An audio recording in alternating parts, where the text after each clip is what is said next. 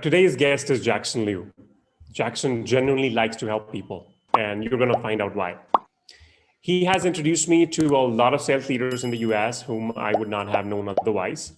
He's also the most energetic salesperson I know, and you will also find out why. We take mental health very lightly. I think he has been through a lot personally in his life, and recently he has shared his struggle with his mental illness and how he came out strong, and he came out really strong. He runs his own podcast, which makes mine look like a thing of the past. So you should definitely check that out. I'm proud and happy to call him a friend and a confidant. Welcome, Jackson Lieu, to the show. Come on!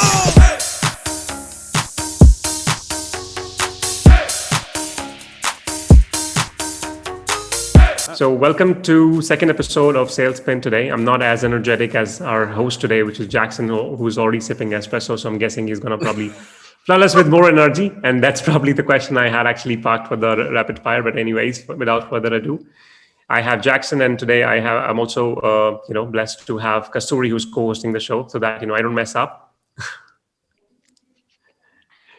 All right, welcome, Jackson. Thank you, Rahul. Really happy to be here. Really, and congratulations to you on the ongoing content of what you're doing. I watch you start from the ground up in terms of sales spin and your consistency and persistence as it gets better and better in terms of quality. And I remember seeing one of the posts that you posted not too long ago that you didn't want to scale because of the quality. You don't want to risk that. And that's something that I truly appreciate too as well. So kudos to you. Yeah, man, I learned from the best. I learned from you. I think, like I said, I do remember the first time you hosted me. And at that time, you were kind of doing the research for 10 Bound. And I remember you had all the same gear, which you probably have right now, and maybe you have better now. But yeah, I think that kind of caught on to you, right? So totally. And I'm really happy that you're actually here to discuss something very important. And I think even as a leader, I think I've never embraced that. We all talk about it. It has been a taboo topic. So let's talk about it right now, which is mental health. You had recently posted all about what you have gone through recently. So I'm sure audience would probably love to know, first of all, I think I'll probably start from the basic. Okay. What is mental health? Why haven't we talked about it so far? We are living in the 21st century. Why is this still a taboo topic? Yeah. Absolutely. So before we even get started there, I want to throw something a little bit out into the with a grain of salt here. I'm actually Vietnamese, firstborn Asian American. My parents came from Vietnam, so they were Vietnam refugees. And thank you for this too, the opportunity to share the story too, by the way, because I too, not to do the show here, working on something on the side to expose this more in terms of the Asian culture. So growing up as a firstborn Asian American, 90s child, if you have any friends out there who grew up within the same era, mental health does not exist. It does not exist until you realize it actually does, which for me was recent. And to dive a little deeper, what I mean by that is in our Asian culture, right? Vietnam, Chinese, Japanese, whatever, growing up in that culture, they never talk about this stuff. They always say just get your mind straight, but I'll stamp it here. Never, growing up my entire life, I had never, still till this day, ever had any sort of conversation with my parents about depression, anxiety, and just things like that. And as you get older, as you grow and evolve, you start to learn and you start to pick up these kind of things. But really, I truly believe mental health is your state of mind. You know what to do, what not to do, what's right, what's wrong. But sometimes you do the things that you know is wrong, you do it anyways, but then you don't address it. And I really believe mental health is tied strong to that. And it's fucking Asian, in the Asian culture, man, it just does not exist. They don't talk about it. I think that's also true for, and I'm sure Kasturi and I can probably say this. I mean, it's the same for Indian culture as well. I mean, I don't remember having any conversation with my mother. I've been close to my mother. I don't remember ever talking about it like that. I'm stressed about something. I don't think so. I probably did that as a kid. That I'm probably stressed about my studies, but that was probably a lie, just to get out of the exam. But I don't remember really talking about something unless recently. And I think I posted about that as well on LinkedIn sometime back, that I've been seeing a therapist, which was sponsored by my previous company earlier, and I'm continuing with her. And it's been like 3 months, and that's been the best 3 months ever. I'm actually kind of relieved that I actually went to her. So yeah, I mean, it's actually a relief. It's just like nobody talked about it. Had somebody told me, hey, had you gone to this therapist or had you talked to somebody about this like years ago, I'm sure my life and all of our lives would be different. Yeah, Yeah. 100% agree. Kasturi, what do you have to say about this? Like, why do you think it's still taboo in our culture? I have no idea, Rahul, but I think nobody really spoke to us about this as we were growing up. And even today, nobody speaks about it. I don't know about the young generation today, but even as grown-ups today, we still feel we don't really need help. We don't want to talk about it. We don't want to acknowledge that, yes, maybe we would need somebody to talk to or just discuss something.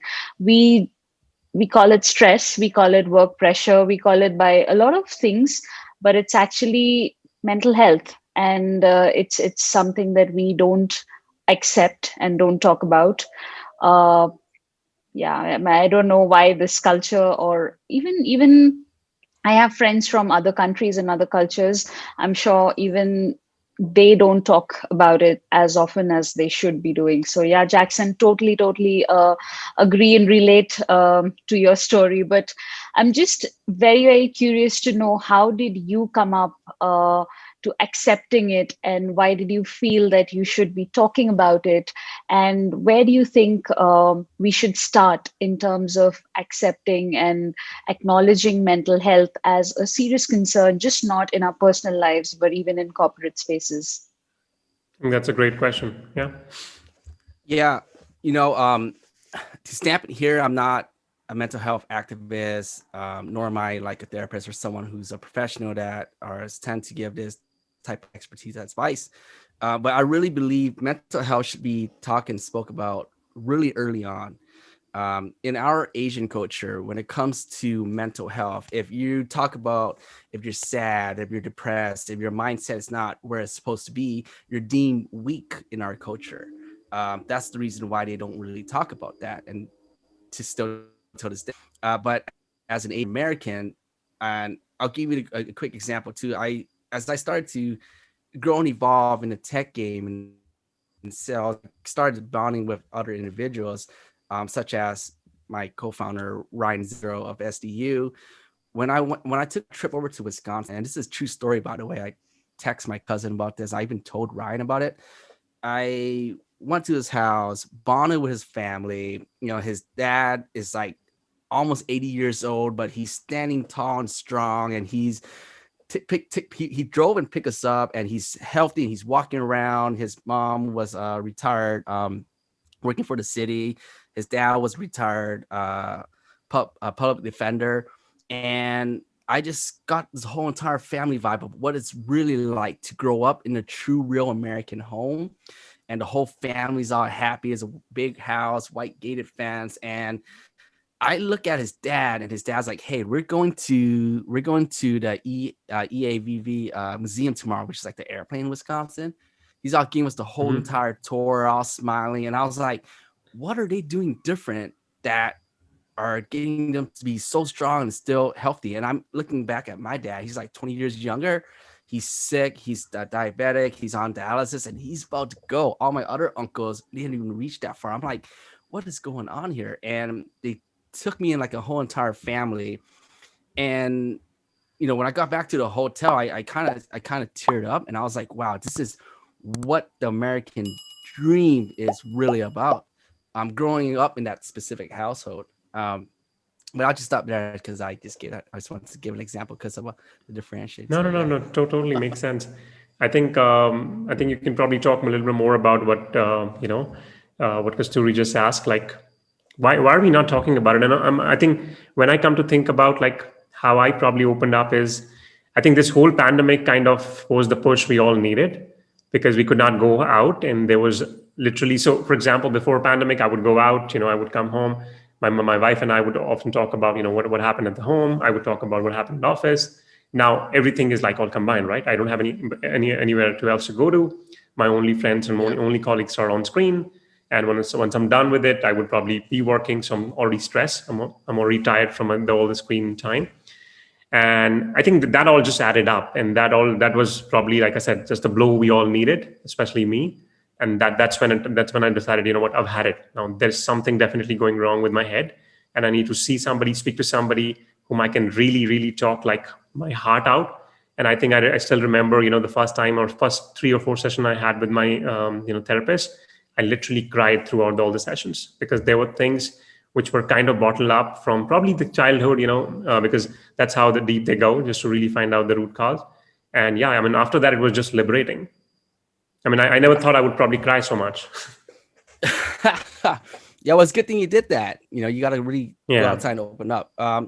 For me, really, it came to a turning point because it got really, really, really bad. So, it's bad when you start doing things by yourself, but when you start going on, for me, I went down a really, really, really dark path. It was a really nasty binge. It was like a 3-day binge. This is why I threw a saying out, call it hashtag 72 hard, because it was 3 days straight. And, it's just it was everything that accumulated from the ground up. I always had trouble with drugs and alcohol at a really early age. I started drinking at the age of 16.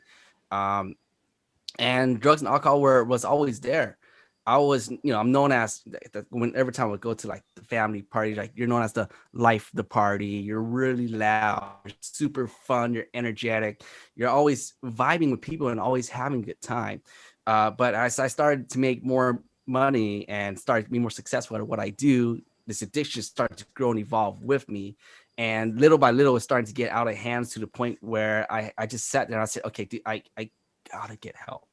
I gotta get help, or else something's gonna happen to the point where, I surprised, I honestly believe I almost overdosed once. When you go that hard on a 3-day binge, just keep going at it.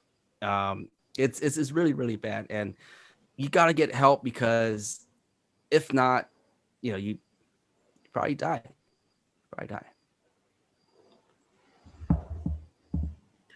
My God, I mean, I can't even imagine, Jackson, to be honest, like what it must be like. Do you want to Pretty talk hard. about? Are you comfortable talking about like how did you actually got out of it? I mean, I know that you realized Yeah, probably after this whole 3-day binge that this yeah, is definitely not the life probably you wanted, right? Nobody wanted, right?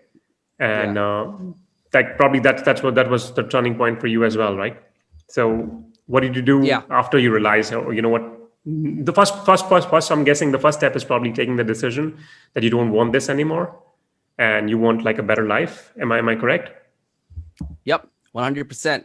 You know, you you're in trouble when every time you get paid, right when you get paid, you're broke because you're spending Yeah. all the stuff, and you really gotta just accept it, and you gotta ask for help. You gotta ask for help. When it made me do things I wouldn't normally do, and it it was just I was just a disgusting human being. I've ruined a lot of relationships. A lot of people start seeing me different and look the other way. But that's who you start to really find out who your real friends are. Because if they're really your true friends, even though when you open up to them, you let them know, they would genuinely Hmm. dive deeper and ask you, okay, what's the problem here? Why is it a problem?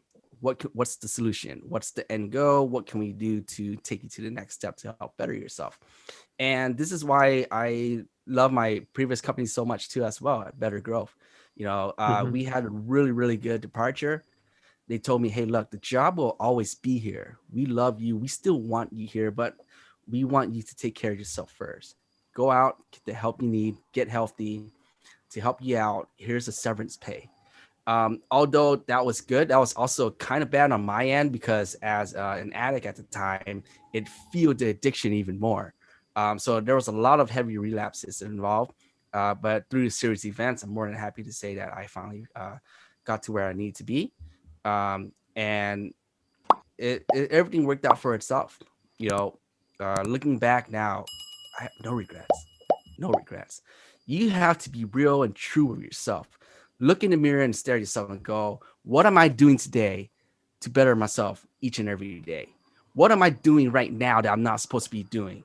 What am I hiding from my significant other? Who am I? Who are you? What can you do to better yourself and attack it? Be real with yourself. Don't lie to yourself. There's a lot of people out there. Once someone fuck up and they throw it out there, everyone attacks them. Oh man, that guy's whack, weirdo. I knew it. Screw this guy. But David Goggins says better than else. Everyone goes through stuff. They're just hiding it better than you are. When people throw stuff out there and they attack them, those people that attack them, I watch them, I study. I had friends that I thought were my best friends since junior high. They straight up just cut ties with me, and that's totally okay. But I look back and they say this and they say that, and but I know for a fact that somewhere deep down, what they're really saying is, I'm glad my shit didn't come out. True. So true. I think that's where probably one of the harshest lies, or one of the harshest truths, I might say, of society, right? Like you said, I think there's something I read recently. Everybody's kind of wearing that mask, right? And some people are just better at hiding their true personality, while other people are not, right? It's just a matter of, I think, when that mask will probably wear off. I think it's a matter of realization, I think, which you did. And I'm very happy, Jackson, that you were actually got out of it, which I'm sure a lot of people are not able to get out of it. So I think I do have tons of questions. Kasturi, do you want to have any questions?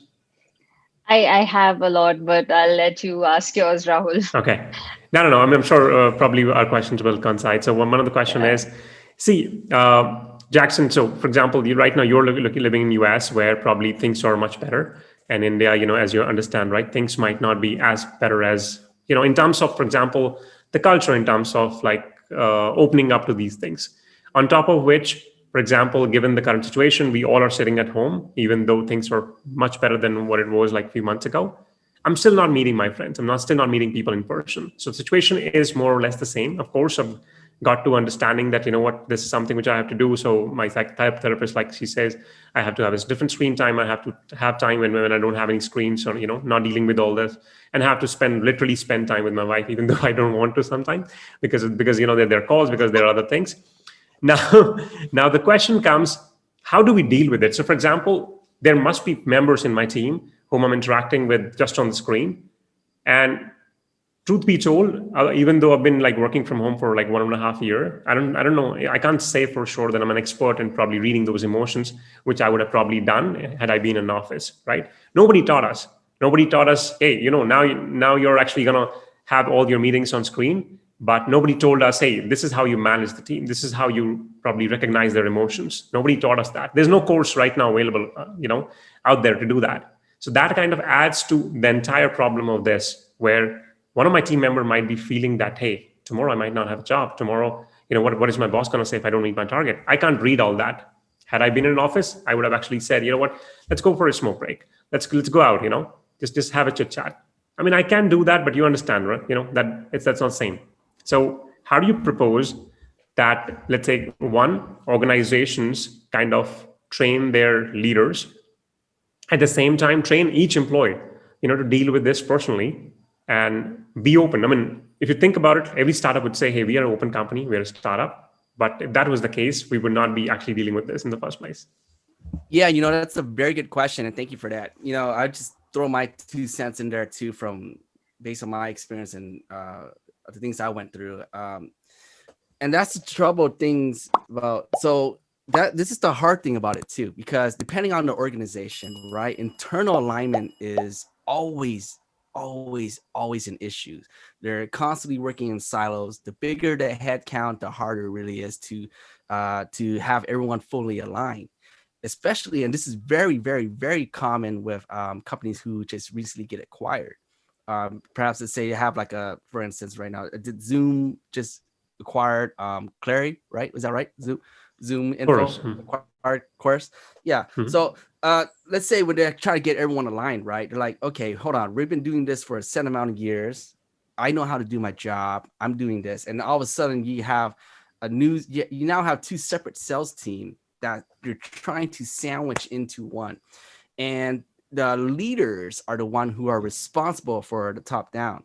But the thing is that their time is very limited, right? We all have the same amount of time, 24 hours. You can't give all your time all of it. So one solution, I just throw it out there, it's like kind of like a free advertisement. It's a company that I was contracted to work for called Tangible Growth. Over my time over at Better Growth, Tangible Growth provides an enterprise SaaS solution to help align internal alignment, and they give you the ability from the bottom up so that the top executives can see and hear what the bottom lines are trying to say. Because whenever the bottom chart reports up, it sometimes gets barred and buried as it starts to move up in terms of the chain of command from the manager to the SDR managers to the VP of sales director. Information starts to rattle. So, but to throw what I truly believe into the sense is that a, a true leader, a true leader will do whatever it takes to make it happen, regardless of the head counts. You will put your time and energy there for them, and you see them no more and no less than you. You really gotta. And Simon Sinek says it's better than anyone else. A leader is someone who sits down, stares at you in the eye, and say, "Rahul, how are you?" And he really means it, rather than just saying, "Hey, you better get your numbers up, or else the next one you're cut."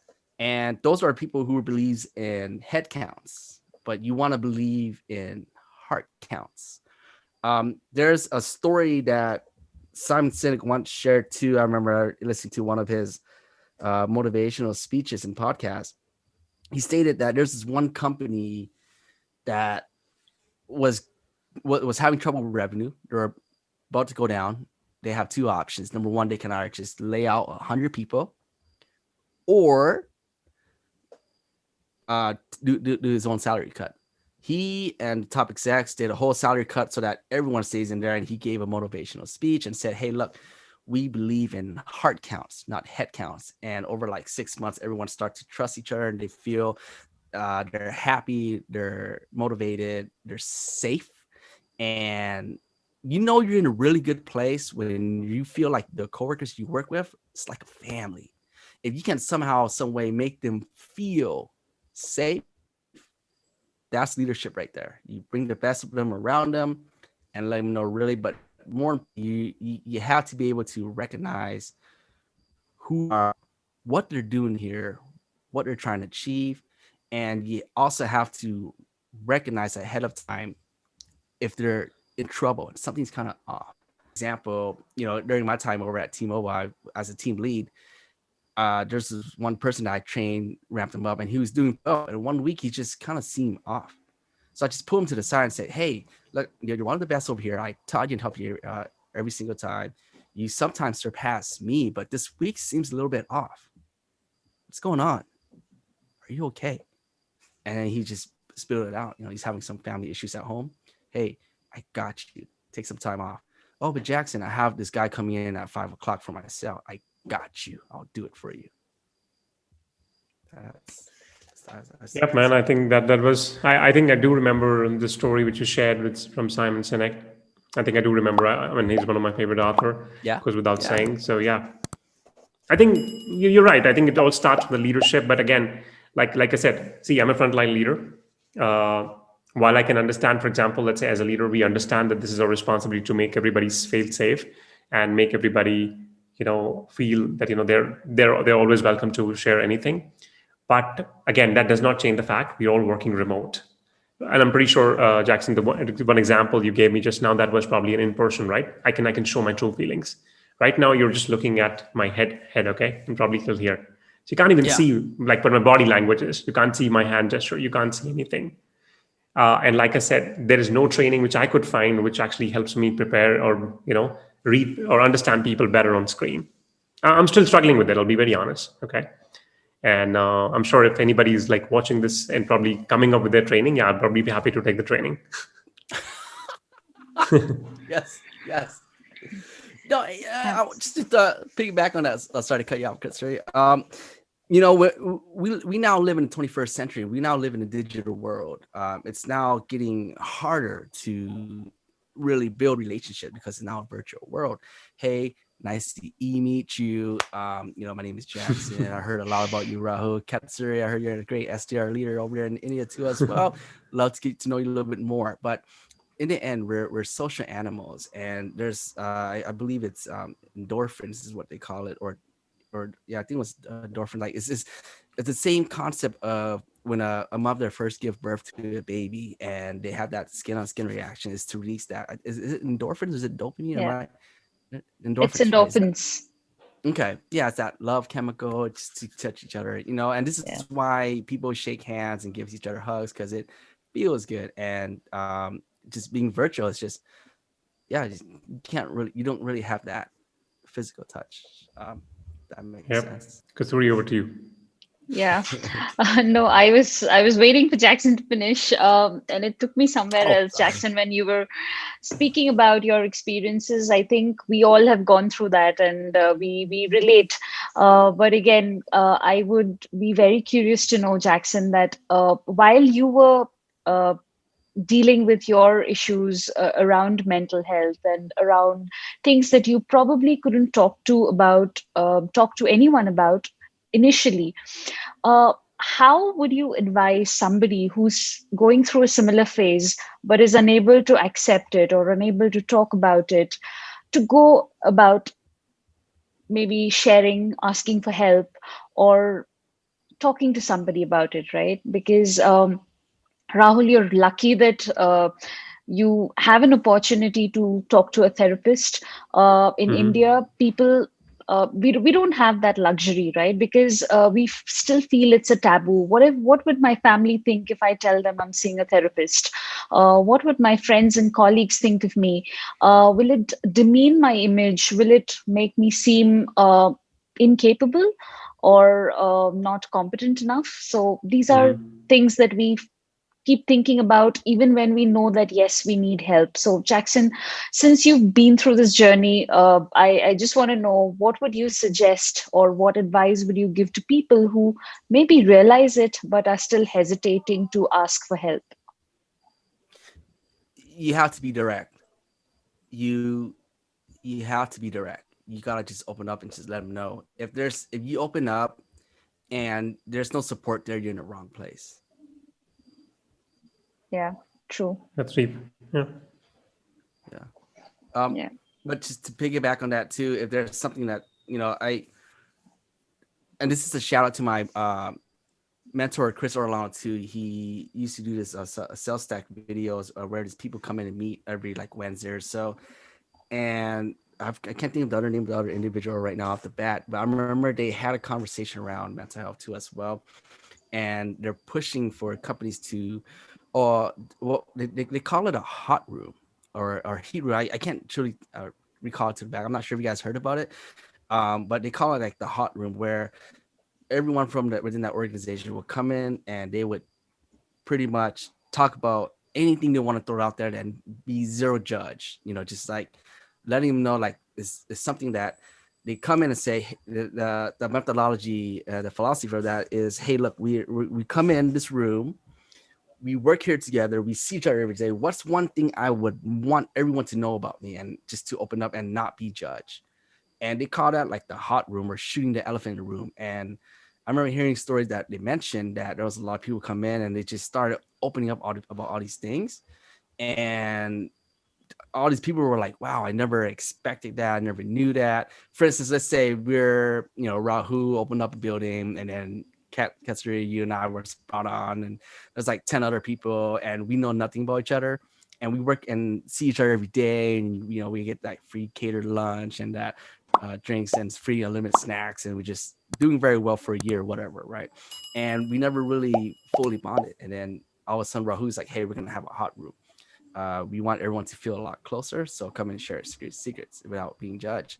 We go in that room, and I was like, hey man, dude, I've been battling with addiction, man, and this is what I've been going on with drugs and alcohol, and I did this, I did that, ruined this relationship, and everyone be like, oh god damn. And but then there's no judge, right? And people would share their stories and stuff. And then after we walk out that room, the next day when we come back into work, it's a whole different vibe now. We now all trust each other because we know who we are, and we're not hiding against each other. But um That being said, the reason I brought up that story is, if it was an individual, it's kind of hard. I know they get a lot of self doubt and don't talk. Is they call it ants for short, automatic negative thoughts.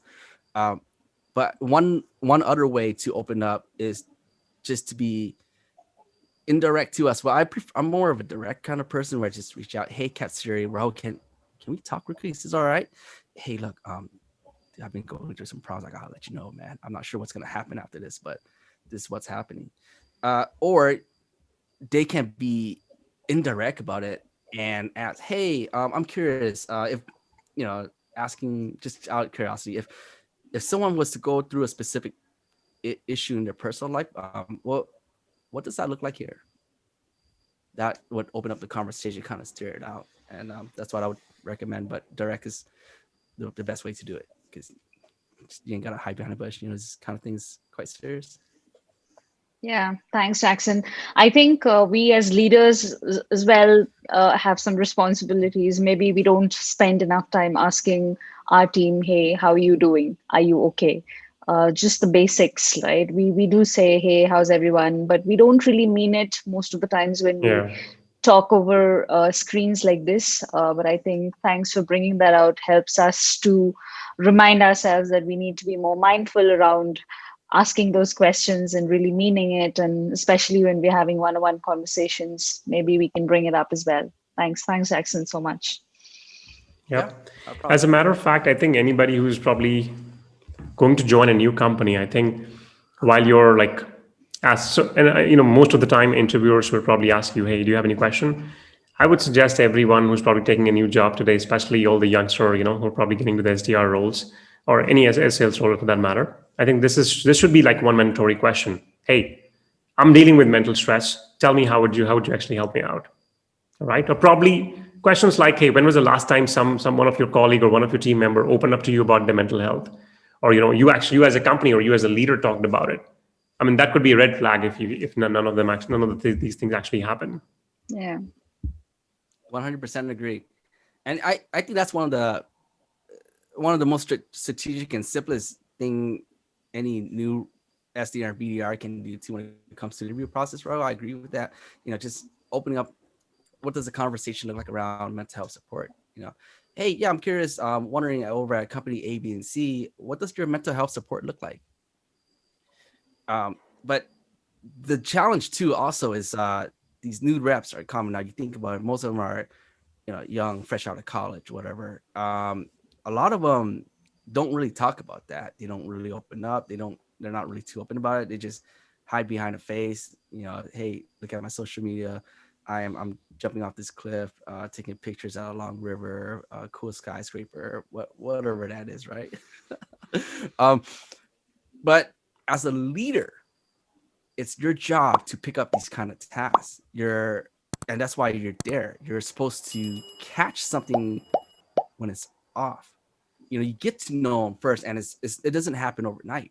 It has to be through a series of touches to the point where you start to see them.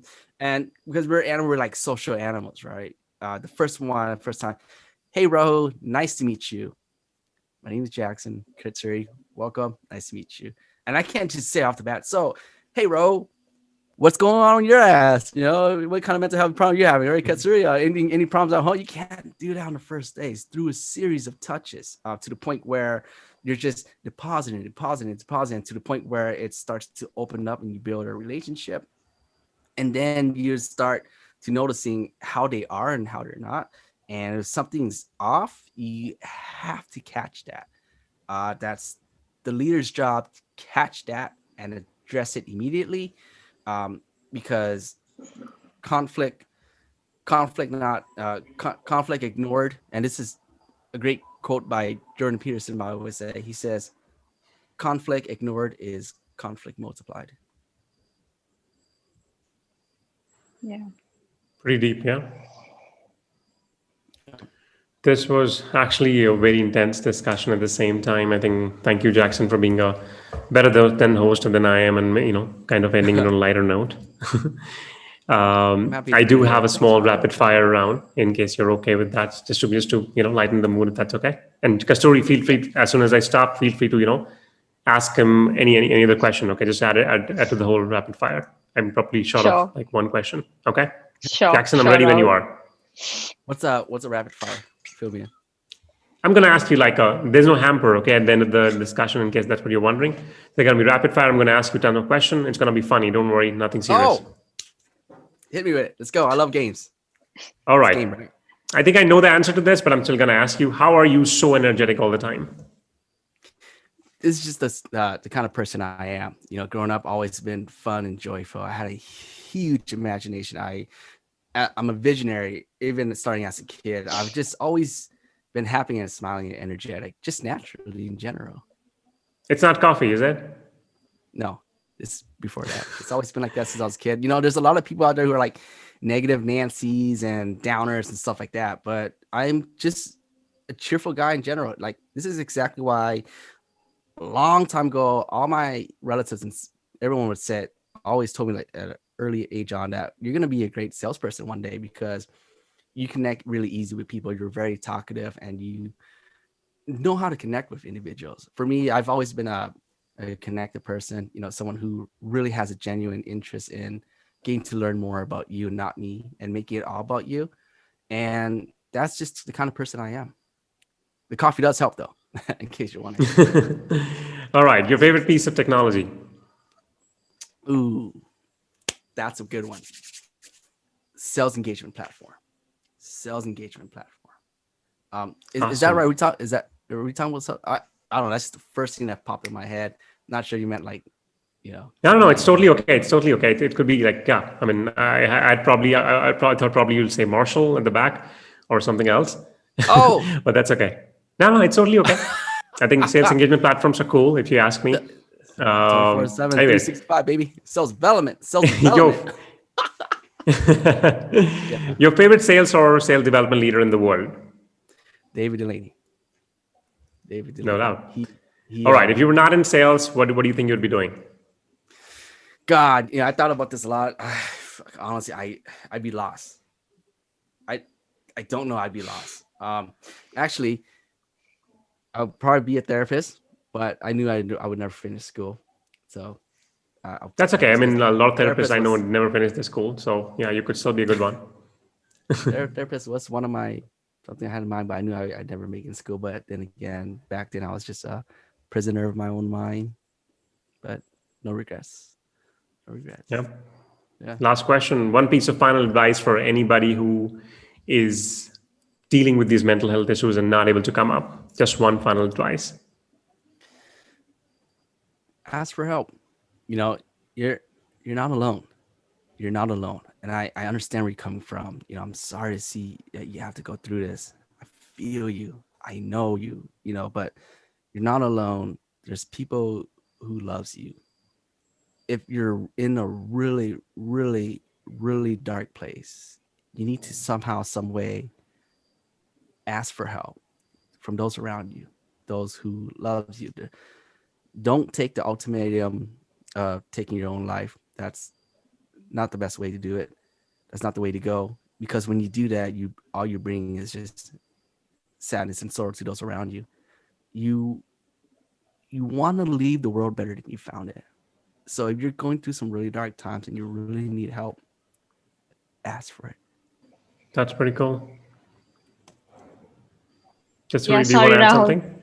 No, I just got lost into what Jackson just said. So it was too Yeah, he deep, and has I that don't. Yeah, mesmerizing voice, right? So you kind of get lost in that.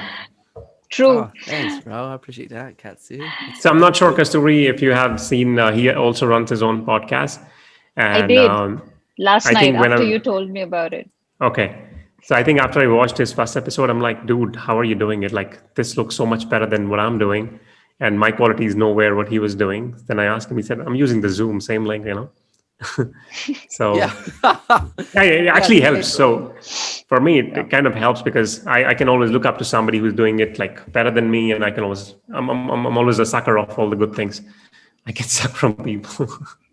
Yeah, no, I'll and yeah, I recall that, and I'll just lay the process here in case it helps, or if there's anyone who'd be interested in starting a podcast. All my recordings are done through Zoom. But what makes the difference is the number one is the equipment I use to record, such as what I'm using here, the MLX microphone itself with the Focusrite. But it's also into the Mhm. editing too as well. And what I mean is that once I record through Zoom, it goes through a process where I have to convert into MP3. Once it becomes converted, I strip into audio Audacity, and then that's where the edit comes in, where you make the audio sounds a lot better, or there's some background noise that you need to move.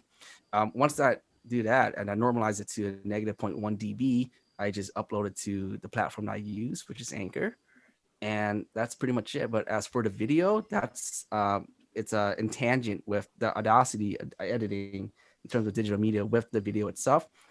You piece that together, you throw in some scripts, and you throw in a layover on top, and then you have a piece of art. Wow. And you do that all yourself? I do, yeah, I do. Wow. It, I'm it such takes a a lot of lazy time. ass. I've outsourced that to another person, and he Oh, does everything what you just described. I've just outsourced yeah, it. I can't do this on my own because that takes like hours for me to do it. And I'm because so yeah, for me it's like learning the whole new thing, right? And I yeah. would rather record something in that whole time and probably do something else.